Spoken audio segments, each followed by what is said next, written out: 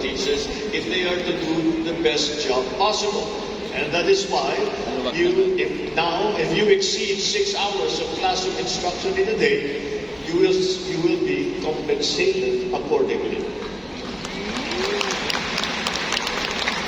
And today, on World Teachers Day, we also provide a 1,000 peso incentive for every public school teacher.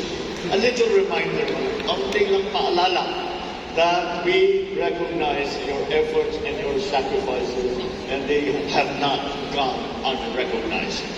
But beyond allowances, we have also partnered with Bangko Sentral ng Pilipinas to launch the e-Learning Academy on Personal Finance and Economics, empowering teachers to become financially literate citizens. We have also reduced the paperwork of our teachers by 57%. From dozens of forms, only 5 remain that teachers must regularly accomplish, so you can focus less on bureaucracy and more on what you do best, teaching.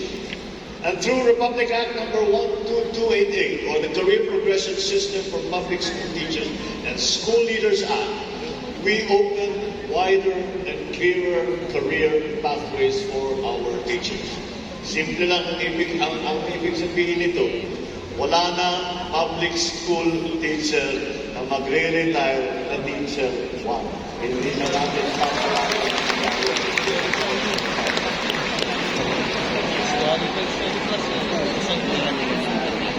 This is about recognizing the years of service that you have given and ensuring that your journey as an educator is filled with dignity, with respect, and with growth.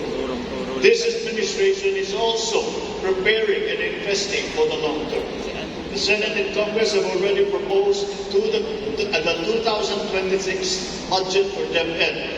Meanwhile, we have allocated 26.55 billion pesos for DepEd programs from the funds of the flood control projects, which we have deemed not to be viable. These funds will be directed to increase funding for classrooms, child nutrition, teacher compensation, and technology in schools. Because we believe that education is the best investment that any nation can make in its people. Then, kaya sa DepEd at sa iba pa natin mga ahensya, papatupad ang mga reformang tunay na aaabot sa malalayong komunidad, magpapabuti sa kalidad ng pagtuturo at paghahanda sa ating mga estudyante para sa mundong mabilis na nagbabago. At sa ating mga guro, ang tunay na tagumpay ng edukasyon ay hindi lamang sa talino ng ating mga kabataan, kundi pati sa kanilang kabutihan at panindigan. Dahil ang katalinuhan na walang integridad ay walang saysay. Ngunit ang kabutihan at karunungan, yan ang magtataguyo ng ating bagong Pilipinas. Ladies and gentlemen, you here are the guiding hands, and in your hands our nation's progress is held.